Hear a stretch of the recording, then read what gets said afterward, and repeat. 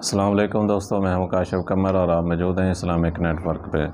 دوستوں، Islamic net work میں ہم کتاب مشکوٰۃ المصابیح کا مطالعہ کر رہے ہیں اور اس میں ہم نے اس کا تیسرا والیوم شروع کیا ہوا ہے اور تیسرے والیوم کا دوسرا باب ہے کتاب الرقاق، دلوں کو نرم کر دینے والی باتوں کا بیان، اور اس میں حدیث ہے 5339 اور یہ جو چیپٹر ہے وہ ہے رونے اور ڈرنے کا بیان، رونے اور ڈرنے کا بیان 5339۔ ابو ہریرہ رضی اللہ تعالیٰ عنہ بیان کرتے ہیں کہ ابو القاسم صلی اللہ علیہ وسلم نے فرمایا، اس ذات کی قسم جس کے ہاتھ میں میری جان ہے، اگر تم نافرمانوں کے عذاب کے متعلق جان لو جو میں جانتا ہوں تو تم زیادہ رو اور کم ہنسو۔ حدیث نمبر 5340۔ ام علا انصاریہ رضی اللہ تعالیٰ عنہ بیان کرتی ہیں کہ رسول اللہ صلی اللہ علیہ وسلم نے فرمایا، اللہ کی قسم میں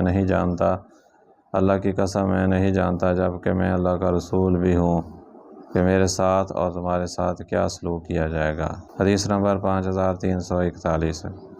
جابر رضی اللہ تعالیٰ عنہ بیان کرتے ہیں کہ رسول اللہ صلی اللہ علیہ وسلم نے فرمایا، میرے سامنے جہنم کی آگ پیش کی گئی تو میں نے اس میں بنی اسرائیل کی ایک عورت کو اس کی ایک بلی کی وجہ سے عذاب میں مبتلا دیکھا۔ اس نے اسے باندھ رکھا تھا، اس نے اسے نہ خود کھلایا اور نہ اسے چھوڑا کہ وہ حشرات الارض کھا سکے، اسی حال وہ بھوکی مر گئی۔ اور میں نے عمرو بن عامر الخزاعی کو دیکھا کہ وہ جہنم میں اپنی انتڑیاں گھسیٹ رہا تھا، اور وہ پہلا شخص ہے جس نے کتوں کے نام پر جانور چھوڑنے کی رسم ایجاد کی۔ حدیث نمبر 5342۔ زینب بنت حجش رضی اللہ تعالیٰ عنہ سے روایت ہے کہ ایک روز رسول اللہ صلی اللہ علیہ وسلم گھبراہٹ کے عالم میں میرے پاس تشریف لائے۔ آپ صلی اللہ علیہ وسلم فرما رہے تھے، اللہ کے سوا کوئی معبود برحق نہیں، عربوں کے لیے اس شر کے سبب تباہی ہے جو کہ قریب پہنچ چکی ہے۔ آج یاجوج و ماجوج کا بند اس قدر کھول دیا گیا، اور آپ صلی اللہ علیہ وسلم نے اپنی 2 انگلیوں انگوٹھے اور انگشت شہادت سے حلقہ بنایا۔ زینب رضی اللہ تعالیٰ عنہ بیان کرتی ہیں کہ میں نے عرض کیا، اللہ کے رسول، کیا ہم ہلاک کر دیے جائیں گے جبکہ سارے لوگ ہم میں موجود ہیں؟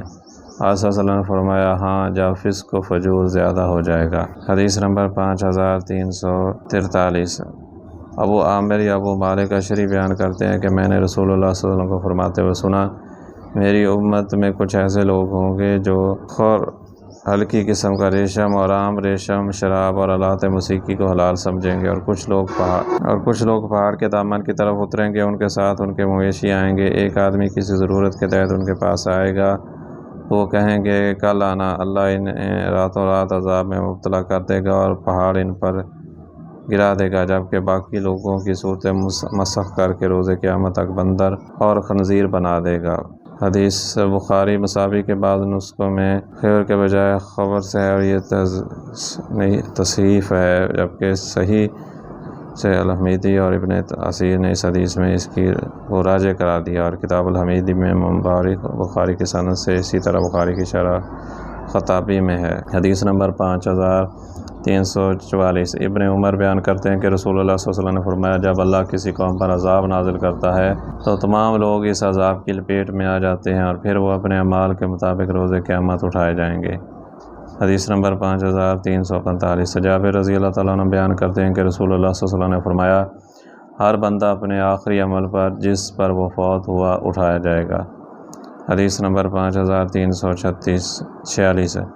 ابو ہریرہ رضی اللہ تعالیٰ عنہ بیان کرتے ہیں کہ رسول اللہ صلی اللہ علیہ وسلم نے فرمایا، میں جہنم کی مثل کوئی چیز نہیں دیکھی جس سے بھاگنے والا خواب غفلت میں ہو، اور نہ ہی جنت کی نعمتوں اور سرور کی مثل کوئی چیز دیکھی جس کا چاہنے والا خواب غفلت میں ہو۔ حدیث نمبر 5347۔ ابو ذر رضی اللہ تعالیٰ عنہ بیان کرتے ہیں کہ رسول اللہ صلی اللہ علیہ وسلم نے فرمایا، جو میں دیکھتا ہوں وہ تم نہیں دیکھتے، اور جو میں سنتا ہوں وہ تم نہیں سنتے۔ آسمان نے آواز نکالی اور اسے چرچرانے کی آواز نکالنی بھی چاہیے۔ اس ذات کی قسم جس کے ہاتھ میں میری جان ہے، وہاں ہر 4 انگشت پر فرشتہ اپنی پیشانی رکھے ہوئے اللہ کے حضور سر بسجود ہے۔ اللہ کی قسم اگر تم جان لو جو میں جانتا ہوں تو تم کم ہنسو اور زیادہ رو، تم بستروں پر عورتوں بیویوں سے لطف اندوز ہونا چھوڑ دو اور تم صحراؤں کی طرف نکل جاؤ، اور اللہ کے حضور دعاؤں کے ذریعے آہوازاری کرو۔ ابو ذر نے کہا، کاش میں ایک درخت ہوتا جو کاٹ دیا جاتا۔ حدیث نمبر 5348۔ ابو ہریرہ رضی اللہ تعالیٰ عنہ بیان کرتے ہیں کہ رسول اللہ صلی اللہ علیہ وسلم نے فرمایا، جو شخص رات کے آخری حصے میں سفر کرنے سے ڈرتا ہو وہ رات کے ابتدائی حصے میں سفر کا آغاز کرتا ہے، اور جو شخص رات کے ابتدائی حصے میں سفر کرتا ہے تو وہ منزل پر پہنچ جاتا ہے۔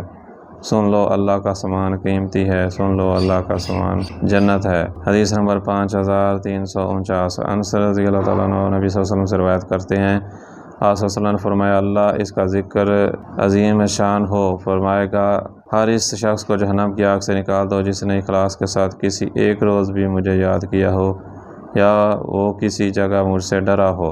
حدیث نمبر 5350۔ عائشہ رضی اللہ تعالیٰ عنہ بیان کرتی ہیں کہ میں نے رسول اللہ صلی اللہ علیہ وسلم سے اس آیت وہ لوگ دیتے ہیں جو کچھ دیتے ہیں اور اس پر ان کے دل خوفزدہ ہیں کے متعلق دریافت کیا کہ کیا اس سے مراد وہ لوگ ہیں جو شراب پیتے اور چوری کرتے ہیں؟ آپ صلی اللہ علیہ وسلم نے فرمایا، صدیق کی بیٹی نہیں، بلکہ اس سے مراد وہ لوگ ہیں جو روزے رکھتے ہیں، نماز پڑھتے ہیں اور صدقہ کرتے ہیں، اور وہ ڈرتے ہیں کہ کہیں ایسا نہ ہو کہ وہ ان سے قبول نہ ہو، یہی لوگ نیکیوں میں جلدی کرتے ہیں۔ حدیث نمبر 5351۔ ابی بن کعب بیان کرتے ہیں کہ نبی صلی اللہ علیہ وسلم کا معمول تھا کہ جب وہ تہائی رات گزر جاتی تو آپ صلی اللہ علیہ وسلم کھڑے ہو جاتے اور فرماتے، لوگو اللہ کا ذکر کرو، اللہ کا ذکر کرو، زلزلہ آنے والا ہے، اس کے متصل بعد دوسرا زلزلہ آنے والا ہے، اور موت اپنی سختیوں کے ساتھ آ گئی، اور موت اپنی سختیوں کے ساتھ آ گئی۔ حدیث نمبر 5352۔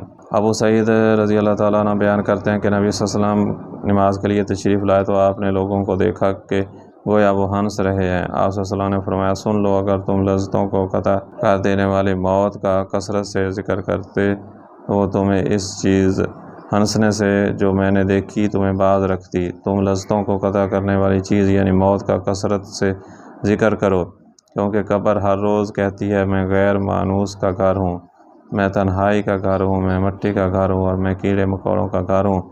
اور جب بندہ مومن دفن کیا جاتا ہے تو قبر اسے خوش آمدید کہتی ہے، سن لو میری سطح پر چلنے والے افراد سے تو مجھے سب سے زیادہ پسندیدہ تھا، آج تو میرے سپرد کر دیا گیا ہے اور تو میرے پاس آ گیا ہے تو اپنے ساتھ میرا سلوک دیکھے گا۔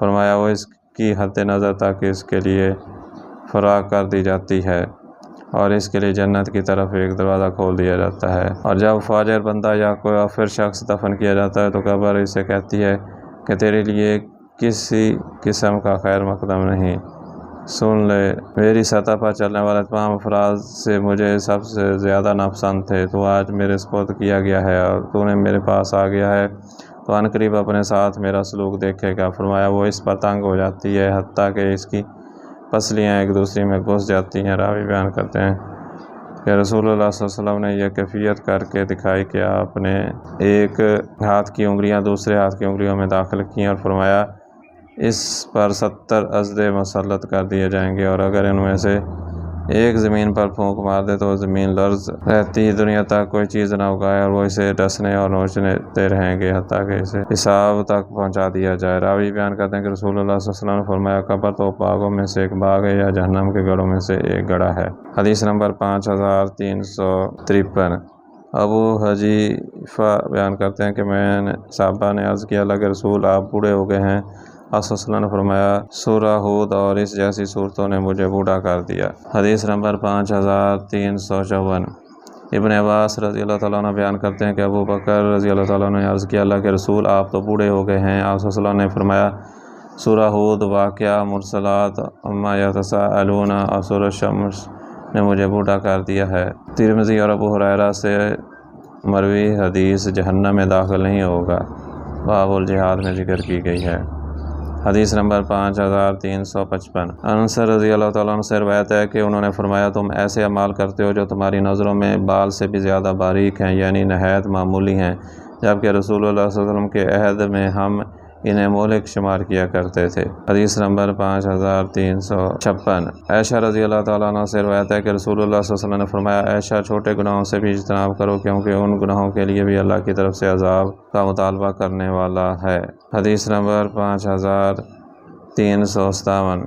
ابو بردہ بن ابو موسیٰ بیان کرتے ہیں کہ ابو عبداللہ بن عمر نے مجھے فرمایا، کیا تم جانتے ہو کہ میرے والد نے آپ کے والد سے کیا فرمایا تھا؟ انہوں نے کہا، مجھے علم نہیں۔ انہوں نے فرمایا، میرے والد نے آپ کے والد سے کہا، ابو موسیٰ، کیا یہ بات تمہیں کچھ کرتی ہے کہ رسول اللہ صلی اللہ علیہ وسلم کی میت میں ہمارا اسلام، آپ کی میت میں ہماری ہجرت، اور آپ کی میت میں ہمارا جہاد، اور آپ کے ساتھ ہم نے جو بھی عمل کیے وہ ہمارے لیے ثابت و برقرار رہیں، اور ہم نے آپ صلی اللہ علیہ وسلم کے بعد جو عمل کیے ہم ان میں برابر گناہ نہ ثواب رہ جائے۔ اس پر آپ کے والد نے میرے والد سے کہا، نہیں، اللہ کی قسم، ہم نے رسول اللہ صلی اللہ علیہ وسلم کے بعد جہاد کیا، نمازیں پڑھی، روزے رکھے، بہت سے نیک کام کیے، اور بہت سے لوگوں نے ہمارے ہاتھوں پر اسلام قبول کیا، اور ہم ان کاموں کے ثواب امید رکھتے ہیں۔ میرے والد نے کہا، لے کر میں اس ذات کی قسم جس کے ہاتھ میں عمر کی جان ہے، یہ پسند کرتا ہوں کہ وہ اعمال جو ہم نے رسول اللہ صلی اللہ علیہ وسلم کے ساتھ کیے ہمارے لیے ثابت رہیں، اور وہ تمام اعمال جو ہم نے آپ صلی اللہ علیہ وسلم کے بعد کیے ان میں ہم برابر نجات پا جائیں۔ میں ابو بردہ نے کہا، بے شک آپ کے والد عمر، اور اللہ کی قسم میرے والد سے بہتر تھے۔ حدیث نمبر 5358۔ ابو ہریرہ رضی اللہ تعالیٰ عنہ بیان کرتے ہیں کہ رسول اللہ صلی اللہ علیہ وسلم نے فرمایا، میرے رب نے مجھے 9 چیزوں کا حکم فرمایا، پوشیدہ و اعلانیہ، ہر حالت میں اللہ کا ڈر رکھنا، غضب و رضا میں حق بات کرنا، فکر و مال داری میں میانہ روی اختیار کرنا۔ جو شخص مجھ سے تعلق کرے میں اس کے ساتھ تعلق قائم کروں، جو شخص مجھے محروم کرے میں اسے عطا کروں، جس شخص نے مجھ پر ظلم کیا میں اسے معاف کروں، میرا خاموش رہنا غور و فکر کا پیش خیمہ ہو، میرا بولنا ذکر ہو، اور میرا دیکھنا عبادت ہو، اور یہ کہ میں نیکی کا حکم دوں۔ حدیث نمبر 5359۔ عبداللہ بن مسعود بیان کرتے ہیں کہ رسول اللہ صلی اللہ علیہ وسلم نے فرمایا، جس مومن بندے کی آنکھ سے اللہ کے ڈر کے پیش نظر آنسو نکل آئیں، خواہ وہ مکھی کے سر کے برابر ہوں، پھر وہ اس کے چہرے پر آ جائیں تو اللہ اس شخص کو جہنم کی آگ پر حرام قرار دے دیتا ہے۔ تو دوستو، یہ تھی آج کی ویڈیو۔ امید ہے کہ یہ ویڈیو آپ کو پسند آئی ہوگی۔ اگر ویڈیو پسند آئی ہے تو اس کو لائک کریں اور اپنے دوستوں کے ساتھ شیئر بھی کریں، اور اگر آپ کو ہمارا یہ چینل پسند ہے تو اس کو سبسکرائب کر لیں تاکہ ہر نئی آنے والی ویڈیو ایک نوٹیفیکیشن کے ذریعے آپ تک پہنچ سکے۔ آئندہ ویڈیو تک کے لیے اللہ حافظ۔